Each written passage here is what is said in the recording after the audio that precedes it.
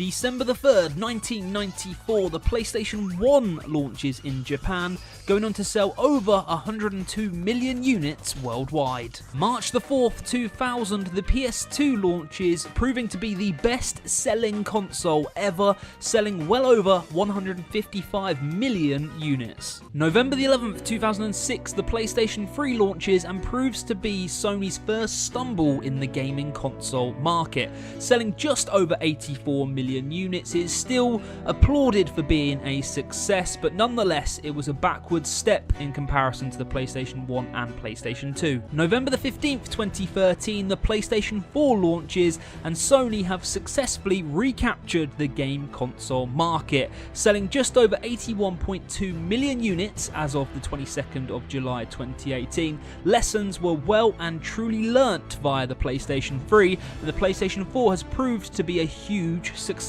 2019-2020, the inevitable launch of the PlayStation 5. Now, as of today, we still know nothing about Sony's next generation machine. So, with that said, here's 10 things that I want from the PlayStation 5.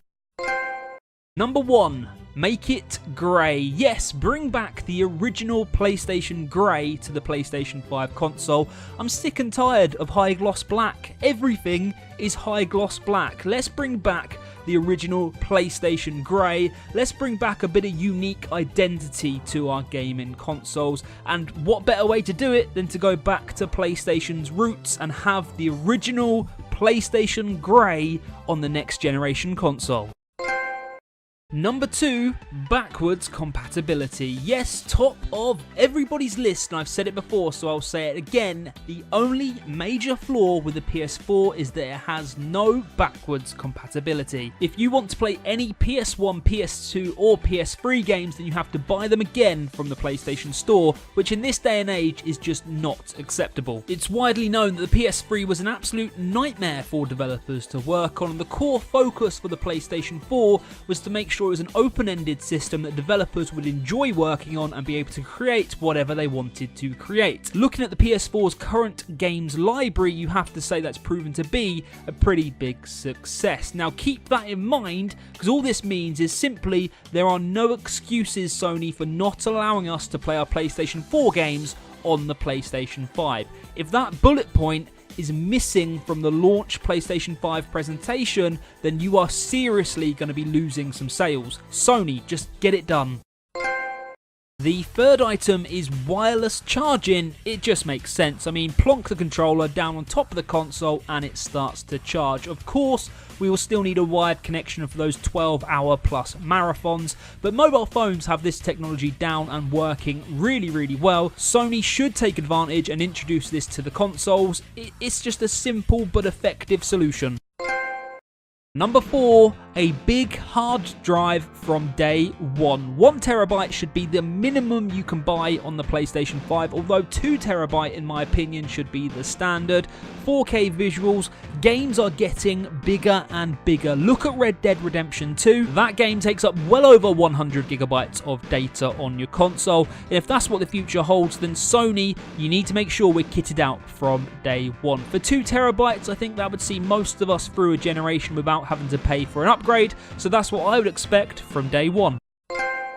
Number 5, free online play. Why not allow us to play online for free again, like the good old days on the PS3? Now, PlayStation Plus has some fantastic benefits, most notably the instant game collection. However, if you threw PlayStation Now into the mix of a PlayStation Plus subscription, then I can almost guarantee you will not lose that many of your subscriptions. Free online play would be a very nice touch from Sony. I mean, I can't see it happening, but just imagine a launch press conference which reveals as a headline, free online play. Sony, that would win you some new fans. Number 6, cross-platform play. Truthfully, before they've been revealed, you know whether you're buying the next Xbox or the next PlayStation. We're at a point where people are loyal to their brands no matter what those brands do. Let's just be honest here. So why can't I play FIFA against somebody on an Xbox from my PlayStation? Or why can't I squad up with friends on Battlefield who own the game on Xbox. Now, the complications, of course, arise from friends lists and communication, of course, but PlayStation came out and said, we're not doing cross-platform play because nobody else can offer the same gameplay experience as you get on the PlayStation, which is a load of nonsense. They know it's nonsense. They're slowly warming to it. I think Fortnite's currently in beta for cross-platform play from the PlayStation.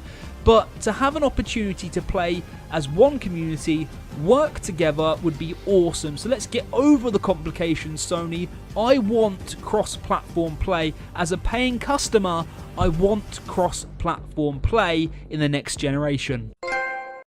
Number 7, 4K visuals with 60 frames per second with ease. Of course, we have the PlayStation 4 Pro that is already doing this somewhat. The expectation for video games is 4K 60 frames per second, much in the same way that 1080p was the minimal expectation for years. Now, Sony just need to make sure that the PS5 can deliver this with ease. It's then down to the game developers to make sure that their games are utilizing the power that is available.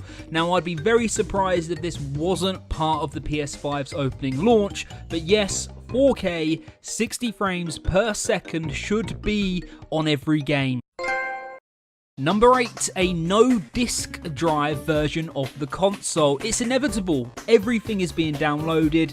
Physical games will be wiped out at some point when internet speeds across the nation are at an acceptable level. Now, would I buy it? No, but I do think it's inevitable. I'd like to see it. So a PlayStation 5 with no disk drive, you have to download everything. Now, there are two factors that do annoy me. Number 1 is the premium price you have to pay to download full games from the PlayStation Store. It still makes no sense to me. There's no packaging, there's no middleman, aka the retailer, but yet games on the PlayStation Store can be between £10 and £30 more than if you were to physically walk into a shop and buy it. It's ludicrous. Now, number 2, there is a lot of money wrapped up in the physical copies of games. Of course, retailers and distributors make a hell of a lot of money, and if they aren't there, then there's going to be businesses going bust, which I wouldn't want to see either.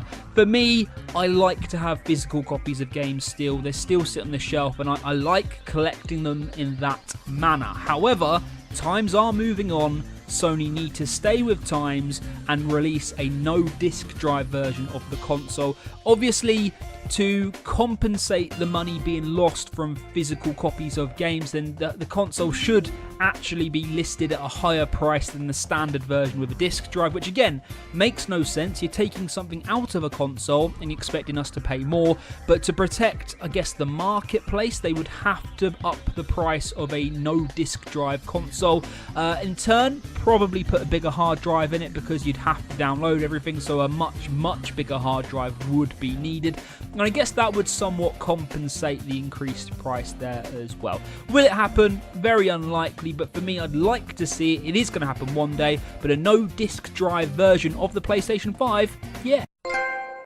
Number 9, include the PlayStation VR as standard. Now, this is probably my most unrealistic desire, but if VR gaming is to continue to grow and expand as it is, then everybody needs to have a VR headset. And the only way to make sure that this is the case is to include a VR headset with every standard edition of the console. Now, I'm fully aware that the price of the console at this point is just skyrocketing with regards to my list of things that I would like to have on it, but if VR is to be a long-term success and not be like everything else, which, let's be honest, everything else has been a gimmick up until this point. So in my opinion, the best way to make sure that VR is a mainstay is just to give it to everybody as standard, and I would like to see that.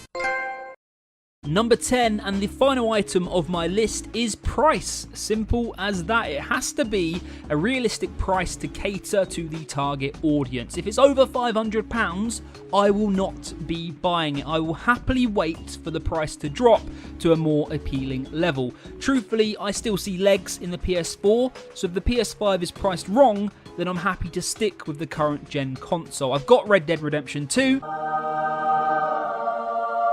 The Last of Us 2 is scheduled for release next year, so I don't feel the need to leap into the next generation just yet. Now, Sony learnt a big lesson with the PS3. They priced that wrong and it hurt them quite a lot. They got that right with the PS4. They righted their wrong with the pricing of the PS4, so I can't see them making that same mistake twice. But to end this list, really simple, the PS5 just has to be the right price. There you have it. That is the 10 things that I would like to see as part of the PlayStation 5, the next generation of console, which seems to be earmarked for a 2020 release at this stage. Now, if you watched this video and you enjoyed it, then please do hit the thumbs up. If you're new around here, or if you stumbled across it by accident, then please do hit subscribe to help the channel to grow, and of course to stay updated with all my latest videos. Apart from that, thank you for watching. Let me know in the comment section below what you think, what features you would like to see in the PlayStation 5. Are there any of mine that you hate, any of mine that you like? Do let me know and we'll have a good chit chat about it. Apart from that, take care of yourselves, enjoy your week, enjoy your gaming. See you later.